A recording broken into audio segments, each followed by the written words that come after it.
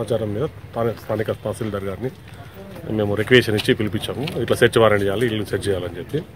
So మా రిక్వెషన్ మీద madam వచ్చారు. మేడంను తీసుకొని ఈ మధుబాల కాలనీలో నేను మా ఎస్ఐ సత్యనారాయణ అంతా వచ్చి ఇల్లును స్థానిక తహసీల్దార్ సమక్షంలో సెర్చ్ చేయడం జరిగింది.